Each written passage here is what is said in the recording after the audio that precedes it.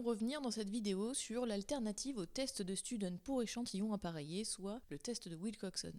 Et nous allons détailler ici le cas particulier du test de Wilcoxon pour échantillons de petite taille. Le test de Wilcoxon, c'est un test fondé sur les rangs, et ce test constitue une alternative non paramétrique au test T pour échantillons appareillés. On va utiliser ce test quand on souhaite comparer deux séries de données qui sont numériques, mais que les conditions d'application pour procéder au test de Student ne sont pas respectées, par exemple là où les distributions ne suivent pas la loi normale. Nous allons également nous diriger vers ce test quand on veut comparer deux séries de données, mais cette fois-ci qui sont issues de variables ordinales. Alors ici, quelles que soient les conditions d'application, on va plutôt opter pour ce test plutôt que le test de Student lorsqu'on a des données qui sont ordinales. Et dans tous les cas, ici, nous manipulons des données qui sont appareillées. Comment fonctionne ce test ? Eh bien, ce test consiste à comparer les écarts qu'il y a entre les deux séries de données. Dans un premier temps, on va d'abord déterminer les différences obtenues entre les scores qu'on a entre les deux séries de données. Dans un deuxième temps, on va attribuer un rang, c'est-à-dire un numéro d'ordre, à ces différences qu'on va considérer en valeur absolue. Et la logique du test est la suivante: s'il n'y a pas d'effet, s'il n'y a pas de différence significative entre les deux temps de mesure, eh bien les écarts qui étaient positifs à la base et les écarts qui étaient négatifs à la base devraient s'annuler, ce qui va donner une somme nulle. Ainsi, les rangs élevés et faibles devraient apparaître de façon homogène entre les écarts qui étaient positifs et négatifs à la base. Quelles sont les étapes pour réaliser ce test ? Pour détailler ces étapes, nous allons considérer la situation suivante. Une enseignante cherche à savoir si le niveau de ses élèves en CP a évolué en lecture entre le mois de décembre et le mois de février. Elle fait passer donc 2 fois le même test de lecture à son groupe d'élèves, un premier en décembre et puis un deuxième en février. Ici, nous sommes bien dans un cas de figure où nous utilisons des données qui sont appareillées, puisque ce sont les mêmes élèves qui vont procéder à la même évaluation à 2 occasions différentes. Ici, ce ne sont pas donc des groupes indépendants où les sujets sont différents d'une série de données à l'autre, ce sont bien les mêmes élèves et nous relevons à 2 occasions donc des scores. Et nous souhaitons savoir s'il y a une évolution entre ces scores. Commençons par poser les hypothèses statistiques. Pour ça, nous allons nous aider de la question, de la problématique qu'on se pose. Et ici, nous allons nous poser la question suivante: est-ce que le niveau de lecture des élèves a évolué entre décembre et février ? Ici, puisque nous ne précisons pas le sens attendu de la différence, on dit simplement est-ce que ça a évolué, est-ce que les scores sont différents. Ici, il s'agira donc d'une hypothèse bilatérale, puisque c'est une hypothèse qui est non orientée. Si nous avions dit est-ce que le niveau des élèves a augmenté entre les deux temps de mesure, eh bien là nous aurions précisé le sens attendu de la différence et ça aurait été une hypothèse unilatérale. L'hypothèse nulle ici serait la suivante: le niveau de lecture est le même entre décembre et février. Le résultat du test mettra à l'épreuve cette hypothèse et nous précisera quelle est la probabilité d'avoir observé les données que nous avons recueillies si H0 est vrai. Autrement dit, quelle est la probabilité d'observer les différences que nous observons entre les séries si en réalité il n'y a pas de différence entre échantillons. Si cette probabilité n'est pas jugée suffisamment rare, nous ne pourrons pas rejeter cette hypothèse H0 à l'issue du test. Alors, nous conclurons que les données ne sont pas incompatibles avec cette hypothèse d'absence de différence statistique. Mais si cette probabilité est suffisamment rare, eh bien, nous rejetterons cette hypothèse H0 pour retenir H1, l'hypothèse alternative, selon laquelle eh bien, le niveau des élèves est différent, le niveau des élèves a évolué entre décembre et février. Maintenant que les hypothèses sont posées, la prochaine étape consistera à calculer la valeur de décision. Nous allons détailler ultérieurement comment obtenir la somme des rangs de T+ et T-. Une fois que nous aurons détaillé cette démarche, on considérera le minimum de ces 2 valeurs pour obtenir la statistique W de Wilcoxon. Une fois que nous aurons ce W de Wilcoxon, nous procéderons à l'étape de la lecture ou du calcul de la valeur critique. Lorsque nous sommes face à des échantillons de petite taille, nous allons simplement utiliser la table de Wilcoxon pour comparer le W calculé que nous aurons obtenu à l'étape précédente et le W critique qui figure dans la table de Wilcoxon. Le seuil pour considérer un échantillon comme petit va varier selon les sources et les manuels. Pour considérer un échantillon comme petit, le nombre de paires de données peut être inférieur ou égal à 15, 20, 25, voire 50. Dans le cadre de notre cours, nous considérons le seuil suivant: le nombre de paires de données sans écart nul, nous expliquerons prochainement ce que ça signifie, doit être inférieur ou égal à 15. Nous serons donc dans un échantillon de grande taille dès lors que le nombre de paires de données sans écart nul, dépassera 15, donc sera supérieur à 15, eh bien nous serons donc dans ce cas face à un échantillon de grande taille. Dès lors que nous serons face à un échantillon de grande taille, nous n'allons plus lire la valeur critique dans la table de Wilcoxon, mais nous procéderons alors à un calcul de la valeur critique par une approximation normale par le calcul d'un Z. Pour prendre une décision, nous considérons les règles suivantes. Face à des petits échantillons, l'hypothèse nulle H0 sera rejetée si le W calculé est inférieur au W critique qu'il y a dans la table de Wilcoxon, c'est-à-dire qu'il faudra que le W que nous aurons calculé soit plus petit à la valeur que nous trouverons dans la table pour que le test soit significatif. Quand nous serons face à des échantillons de grande taille, l'hypothèse nulle sera rejetée cette fois-ci si la valeur du Z que nous aurons calculé et considérée en valeur absolue est supérieure cette fois-ci à 1,64 pour une hypothèse unilatérale et 1,96 pour une hypothèse bilatérale. Ici, nous allons donner un exemple et nous allons nous centrer sur le cas particulier du test de Wilcoxon pour échantillons de petite taille, c'est-à-dire lorsque le nombre de paires de données sans écart nul est inférieur ou va jusqu'à 15 inclus. Revenons donc sur notre situation détaillée précédemment avec l'enseignante qui cherche à savoir si le niveau de ses élèves en CP a évolué entre le mois de décembre et le mois de février. La question qu'on se posait était la suivante: est-ce que le niveau de lecture des enfants a évolué entre les deux temps de mesure ? Nous voyons que les deux séries de données contiennent respectivement 12 observations. Nous sommes donc dans le cas particulier d'un test de Wilcoxon pour échantillons de petite taille. Ici, admettons que nous vérifions si les conditions d'application sont remplies pour procéder d'abord au test de Student pour échantillon appareillé, et admettons qu'elles ne soient pas remplies. Nous allons donc réaliser le test de Wilcoxon pour déterminer si H0 peut être rejeté au seuil alpha de 5%. Nous allons donc maintenant détailler comment obtenir la valeur de décision, comment obtenir la somme des rangs T plus et T- pour obtenir la statistique W de Wilcoxon. La première étape consistera à calculer les écarts entre paires de données. Il s'agira ici de sélectionner l'information contenue dans la première colonne et de lui soustraire l'information contenue dans la deuxième colonne. Nous allons noter la valeur de l'écart en valeur absolue dans la colonne différence et le signe de l'écart dans la colonne suivante, dans la colonne signe. Ici, le premier élève a obtenu donc 18,3 au test en décembre et a obtenu 14,5 au test en février. Donc nous allons simplement calculer 18,3 moins 14,5. Si nous faisons ceci à la calculette, nous allons obtenir 3,80.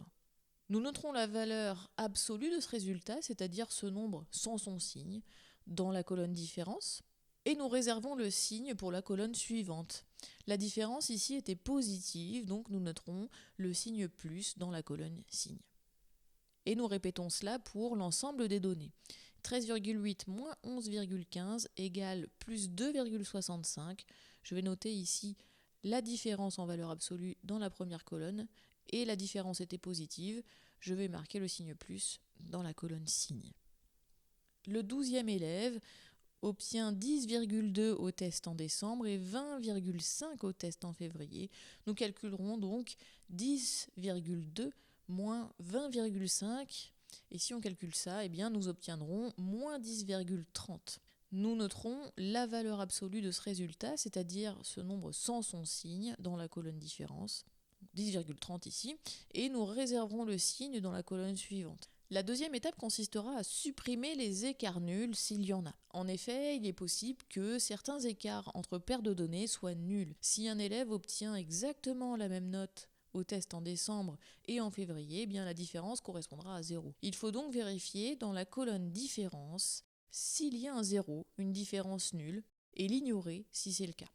Ainsi, la véritable valeur du nombre de paires de données n, c'est-à-dire l'effectif total, à prendre en compte par la suite, correspondra au nombre d'observations pour lequel les différences sont différentes de 0, c'est-à-dire le nombre de paires de données moins le nombre d'observations où la différence est nulle. Ici, il n'y a pas d'écart nul parce qu'il n'y a aucun 0 dans la colonne différence.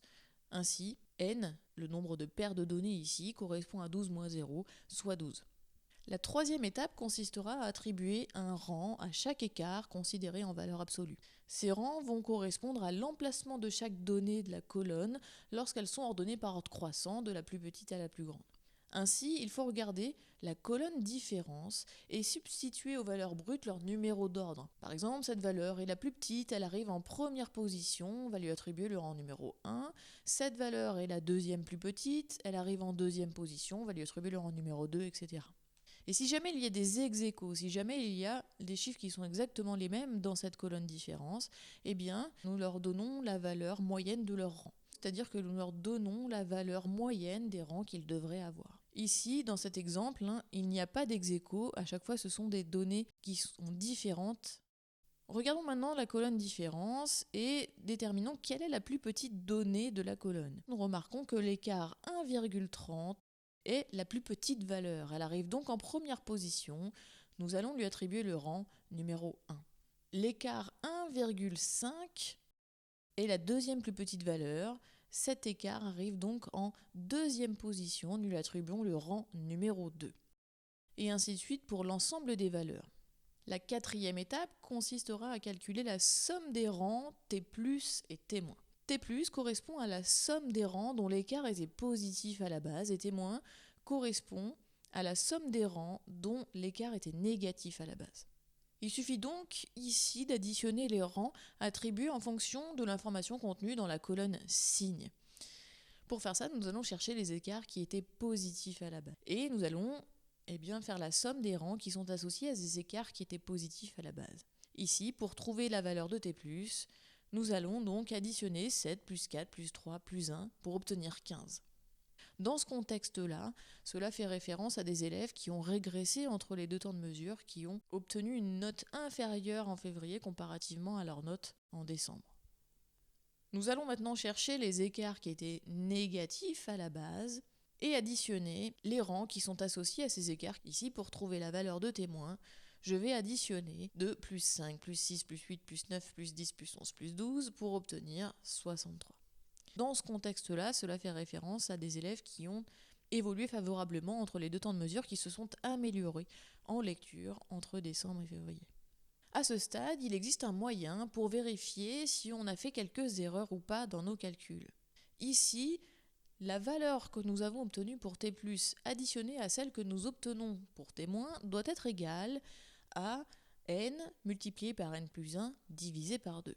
Ici, pour T+, nous avons obtenu 15 et pour T-, nous obtenons 63. Lorsque nous additionnons 15 et 63, nous obtenons 78. Et lorsque nous procédons à n fois n plus 1 divisé par 2, nous obtenons 12, puisqu'ici nous avons 12 paires de données sans écart nul, multiplié par 12 plus 1, 13, divisé par 2, nous obtenons également 78. Si nous n'obtenons pas exactement la même valeur entre les deux, cela indique qu'il y a peut-être une erreur quelque part et qu'il faut vérifier s'il y a une erreur dans l'attribution des rangs, dans le calcul de la somme des rangs, et qu'il faut vérifier ces calculs. Sachez qu'ici, le n utilisé ici fait bien référence au nombre de paires de données sans écart nul. La cinquième et dernière étape consistera à sélectionner la plus petite valeur entre T+ et T- pour obtenir la statistique W. Par convention, la statistique W de Wilcoxon correspond à la plus petite quantité des deux entre T+ et T-. Ici, nous avons obtenu respectivement 15 et 63, et donc notre W calculé sera égal à 15. C'est donc cette valeur que nous allons confronter à la valeur critique. S'il n'y a pas de différence entre avant et après, les rangs élevés et faibles devraient apparaître de façon homogène entre les écarts qui étaient positifs et négatifs. Les écarts positifs traduisent de meilleurs scores avant comparativement à après, tandis que les écarts négatifs, dans ce contexte évidemment, traduisent de meilleurs scores après comparativement à avant. L'amplitude des différences qui sont traduites par les rangs devrait être similaire pour les deux types d'écarts si il n'y a pas de différence significative entre les deux temps de mesure. Autrement dit, s'il n'y a pas de différence significative entre les deux séries, nous aurons des rangs répartis de façon équilibrée entre les écarts positifs et négatifs, entre quand on a de meilleurs scores avant et quand on a de meilleurs scores après. Nous pouvons maintenant procéder à l'étape de la lecture de la valeur critique.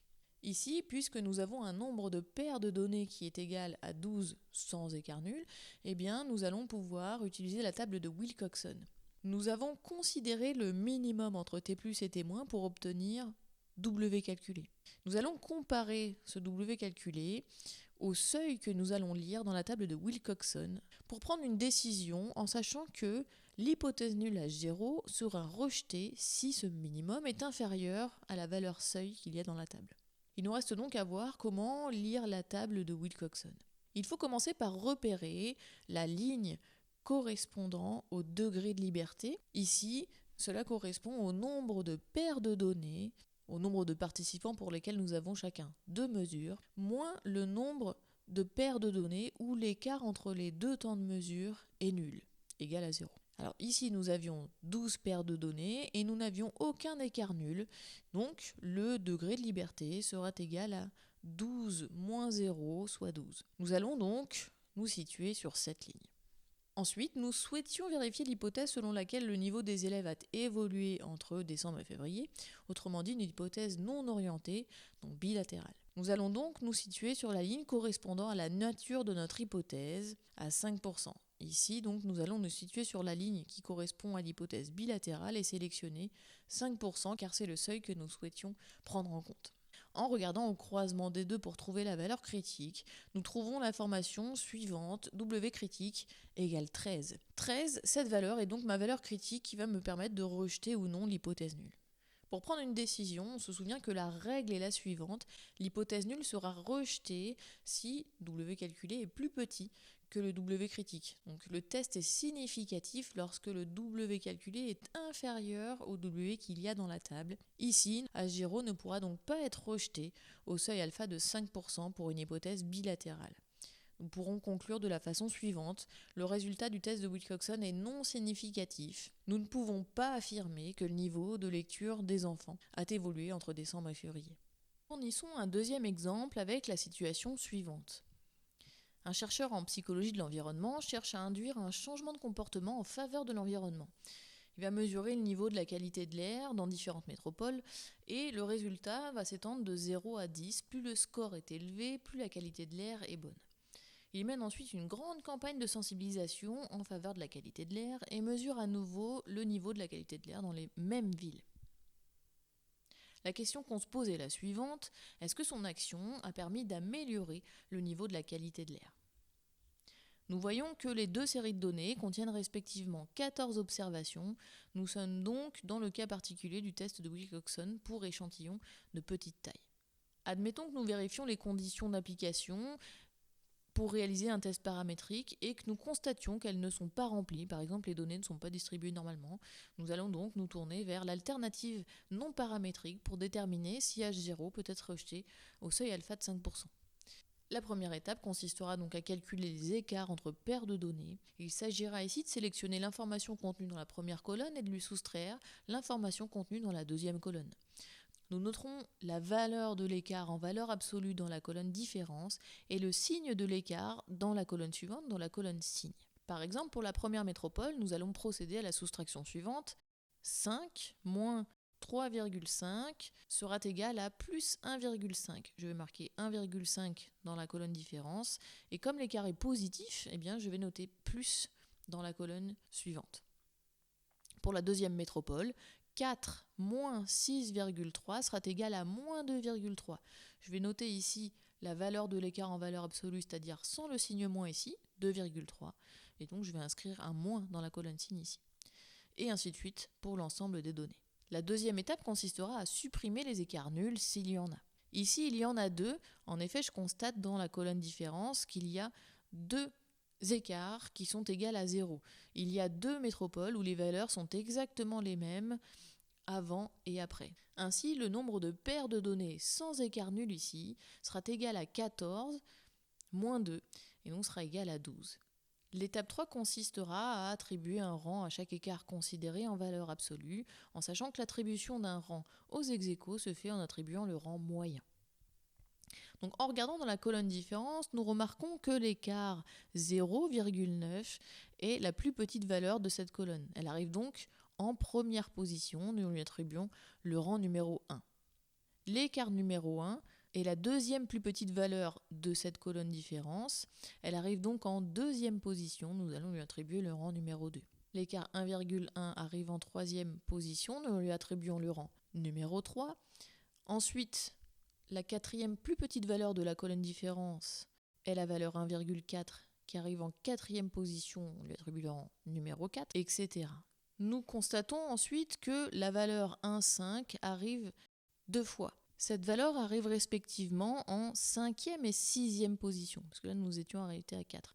Ainsi, nous attribuons à cette valeur qui arrive ex aequo le rang moyen de 5,5, soit la moyenne entre la place numéro 5 et la place numéro 6. Nous venons d'attribuer les places 1 à 6, donc la prochaine valeur devra avoir la place numéro 7, puisque la place numéro 6 vient d'être attribuée. La quatrième étape consistera à calculer la somme des rangs T+, et T-.